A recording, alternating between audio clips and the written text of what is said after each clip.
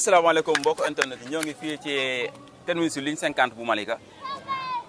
fekk si nag benn association wala groupe boo xam ne ñëpp ñu liggéey ci ligne 50 muy superviseur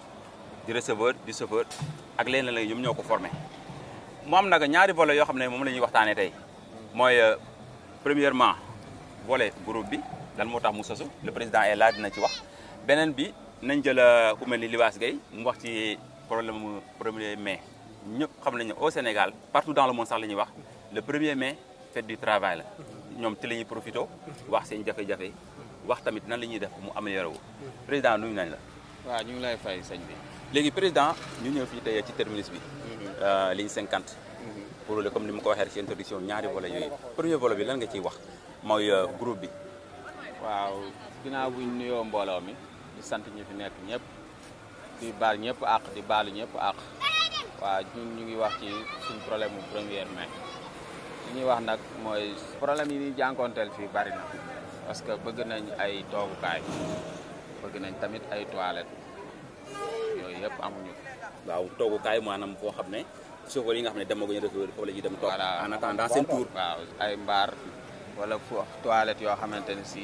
buñ bëggee tuur ndox fa la ñuy dem ak yeneen ak yeneen. d'accord bon loolu yëpp comme revendication la mais est-ce que local bi ngeen nekk nii le lieu est-ce que liñ baa ko moom wala GIE AFTU moo ko moom est-ce que. waaw fii moom ñun dañuy jàpp ni AFTU moo ko moom rek parce que ñun AFTU la ñuy liggéeyal te AFTU ñoom ñoo na fi indi. waaw ñun dañuy jàpp ni AFTU ñoo ko moom rek ba keroog ñuy gis leneen. donc loolu ñaari revendication la waaye à part ça problème dem beeg dëkk bi. ci oto yi d'abord ci trajet bi. est-ce que amul yeneen jafe-jafe. waaw transport moom ku ko wax jafe-jafe mais nag transport moom loolu moo ànd parce que ku nekk ngay yeb kon moom transport moom jafe-jafe ñoo ànd waaye nag dañuy sant yàlla rek comme moom la ñu yàlla jagleel dañ siy nekk rek ak boole ko muñ ndax lu ne nga ciy gis. lu ne nga ciy daj. incha allah lu ne nga ciy daj ci côté boobu sax laa ñëwee ndax yéen clients yi ñoo ngi leen di mel ci benn côté maanaam yéen ay car rapide ngeen. maanaam amatoo leen terminus amoo leen arrêt yow lan ngeen di wax ci yow. waaw mooy li ma la wax rek transport moom moo coow a ànd parce que client ñun dañuy taxaw si arrêt mais des fois tam client nekk ci ay circonstances yoo xamante ni si dalay ñaan foo xamante ni si du arrêt yaa ngi dégg yow ci sa mbaax rek yow yaay jéem a obligé may ko mu wàcc voilà loolu la parce que Sénégal c'est le pays de la teranga boo bëggee appliquer li loi bi wax yëpp strictement bi sax day metti waaw day metti donc côté boobu ñu déggee ko noonu Sénégal bon li ñuy wax rek masla bi bëri na fi te baax na ci tamit ndax il faut que ku nekk ngay bàyyi dara pour keneen am dara léegi ci loolu ban message ngay lancé d'abord damay ci 1er mai bi ba tey ban message ngay lancé les autorités ñi nga xam ne ñoo nekk AFTU nga jàkkaarloo caméra wax na waaw ñoom li ma leen di lancé mooy ñu gën ñoo soutenir comme li ma commencé woon rek waaw ay tooguwaay yaa ngi dégg ay toilettes comme ku ci mel ni le DG Khadim Dieng ak Mor Wade ñoom ñëpp ñu ngi leen di lancer appel ak suñ président GIE monsieur Massar Seck ak El Hadj Ndiaye le superviseur ñoom ñëpp ñu ngi leen di lancer message waaw pour ñu gën ñoo soutenir dëgg la sax ñoom ñu ngi ñuy jàppale mais jàppale moom am na fu muy commencé mais amul fu muy yem voilà loolu daal moom intéressé woon na ma trop pour ma jàllale ko. donc 1er mai bi jàll na ñu ñëw nag ci bésu tey bi ñaari volet la wax naa ko beneen volet bi mooy 5e édition la ngeen nekk mu nekk un volet boo xam ne c'est un volet social mu nekk tamit ambiance boo xam ne ambiance joviale la maanaam kaf ak foo gis nañ ko ci agréé donc ñu lay laaj rek lu tuuti balaa ñu ñëw ci Libaas initiative bi fu mu jógee. waaw initiative bi moom mu ngi jógee ci suñ benn papa bu fi nekkoon ñu koy wax Père Sega moom initiative bi ci moom la jógee yàlla def sax mu dëddu waaw mais daal moom moo ñu tegoon si yoon wi ba léegi nag ci lañ nekk nii di ko ñaanal yàlla fa mu nekk mu gënal ko fii mu jóge ndax moom lii ci moom la jóge woon ay 100 francs la ñu daan dajaleel ba mat ay 700 wala 800 mille yaa ngi dégg waaw moom daal dañ koy ñaanal yàlla fa mu tëdd gënal ko fi mu jóge ñu ngi sant yàlla bu baax di julli ci yonent bi di santaat yàlla bu baax di baalu àq ñëpp di baal àq ñëpp di ñaan yàlla nañu yàlla boole jéggal ci weeru koor wi ñu jóge donc di nuyu le président Mouhamed Khoule ak bépp membre boo xamante ni yaa ngi ci biir ligne 50 ñu ngi lay nuyu kenn ku si nekk ci tuuram ak sant di féliciter nag membre yëpp di leen encourager ci seen détermination ak ci seen rigueur parce que lii damay wax ni ça n'a pas été facile transport comme ni ko président waxee tout à l'heure dafa am bruit dafa am coow kon bu ñu yàlla boolee ñu nekk ci benn secteur am benn objectif bi nekk naka la ñuy xool ba suñu liggéey am benn stabilité bi te yaakaar naa ci lancé boobu lañ nekk ci biir loolu ñu créé benn groupe ligne 50 mu am le président Mouhamed Khoule le vice-président Baye Zal moom xam naa mu ngi ñëw après le secrétaire général bi nekk man nii donc ñu ànd ci ak gars yi yëpp ñu dooleel ñu wax dëgg fa neex Yàlla wóolu ñu am ci ñun yaakaar am ci ñun confiance jiital ñu ñuy def li ñu mën ngir lan jëmmal lu mel nii ci biir loolu it ku feebar wax dëgg dinañ def benn collecte de fonds 1000 francs am nañ benn caisse sociale boo xamante ni uniquement pour loolu la pour les cas sociaux la mooy ñu feebar te daan nekkandoo ak ñun yàlla dogal léegi ñu feebar ci loolu la leen di dimbali ñi nga xamante kuy ngénte aussi ci lañ lay dimbali képp kuy takk jabar aussi ci lañ lay dimbali waaye tamit yàlla na yeex képp koo xamante ni ñàkk nga ci sa wayjur wa ilaa nga ñàkk ci sa moo xam sa wayjur bu góor la moo xam sa wayjur bu jigéen ci collecte de fonds boobu la ñuy def pour mën la dimbali donc ci biir loolu nag ñuy lancé waat benn message ci autorité transport yëpp ci képp koo xamante ni yaa ngi yëngatu ci secteur transport ñu ngi lay lancé benn message à ce que ñu ñëw dooleel ñu parce que tamit lu kenn mën ñett ak ko dàkk may profité rek ci occasion bi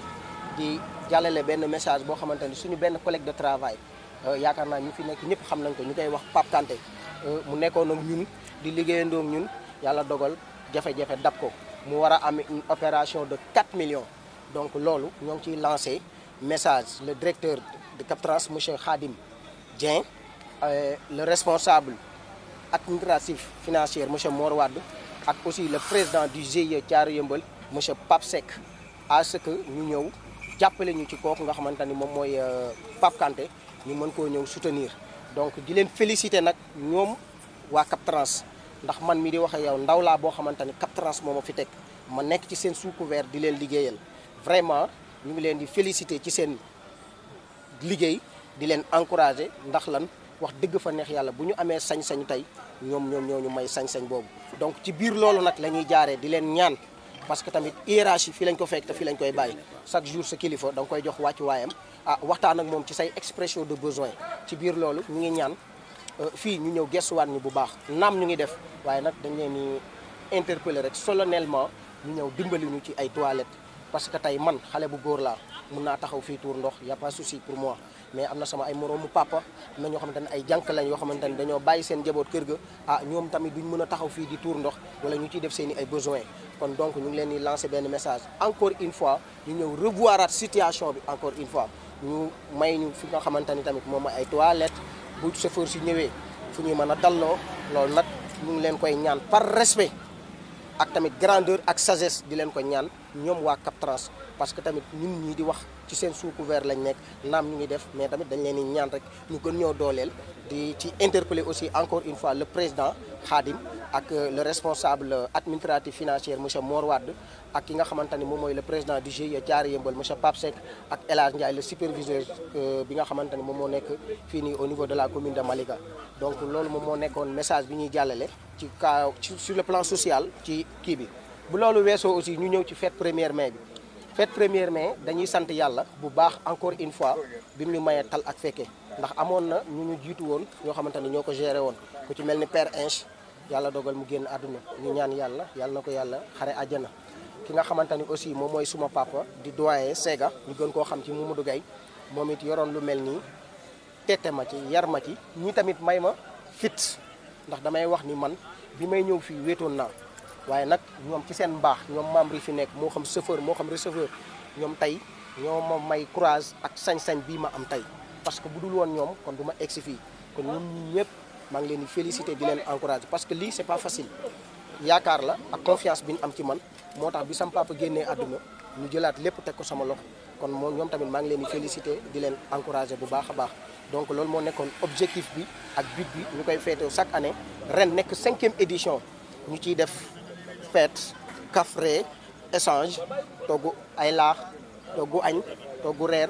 foo suñu biir ak suñu dëkkandoo yi ñu fi nekkal yëpp kenn fu su nekk li ci sa wërsëg nga jël ko ci waaye tamit daanan def chaque année di wàcceel kaamil ñi nga xamante ni ñoom ñoo fi nekkoon te yàlla dogal ren nekk ñu fi ñu leen doon wàcceel kaamil di leen ñaanal yàlla fi ñu nekk yàlla na leen gënal fi ñu jóge donc di féliciter ñëpp di encourager ñëpp di wax yàlla nañu yàlla may tal ak fekkee ba bu yeneen édition yi di ñëw mu gën a professionnel mu ëpp engagement ak rigueur ci mbir mi daal. donc ñoo ko déggandoo lii mooy li nga xam ne waa ligne 50 ñoom ñoo ko woote woon fii tey pour d'abord le 1er mai ñu profité ci c'est pas trop tard wax seen doléance waaye tamit feddali lañ doon def mooy seen groupe boo nga xam ne groupe de solidarité la ñu nekk seen 5e édition ñu nekk si tamit comme ni ko Libaas waxee le secrétaire mu nekk un volet social mais tamit un volet de remember fàttali ko ñi nga xam ne ñoo fi nekkoon te nekkatuñ fii donc loolu moo fi nekk li si des nag mooy dañuy egg ci lieu ba mooy ci bërëb ba ñu xool la fa nekk suñu paree ñu ñaanalante. incha allah allez jërëjëf.